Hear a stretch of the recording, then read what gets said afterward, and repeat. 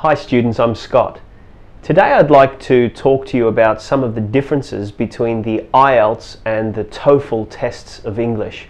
Specifically, I'm talking about the IELTS academic test and the TOEFL IBT. Now, it's not my purpose to go into great detail with each test, but just to give you a high-level overview of what you may expect and my personal opinion about each test.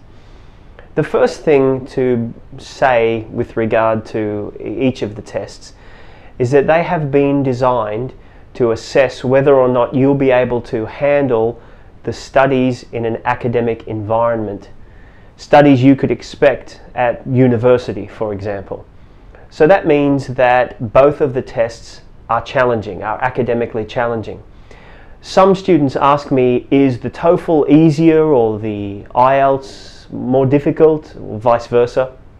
My answer to that question is simply that both of the tests are challenging and each of the tests have their own degree of difficulty. In listening and reading for both IELTS and TOEFL, the predominant question, or the only questions that you have to answer in the TOEFL, are multiple choice questions. Whereas in IELTS, both listening and reading have their own special kind of question.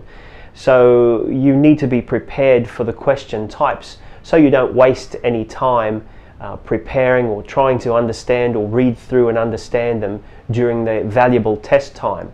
That's one of the reasons why we have Scots English Success, so that you have some time to prepare yourself for what you can expect on the big day.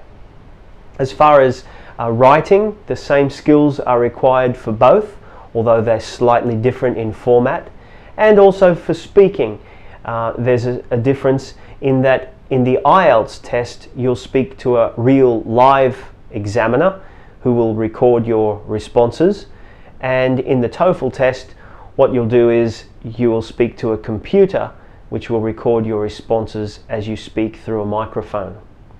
For both exams, you need to set aside basically a day of your life. So it's going to take a good part of a day to complete. So whether or not you choose to do the IELTS or the TOEFL exam will basically depend on what the institution you're looking to study at recommends. In Britain, Australia and New Zealand, students typically are asked to sit the IELTS test. And in Canada and the United States, the test of choice is primarily TOEFL. So regardless of which test you're looking to sit, I wish you all the very best with your preparation.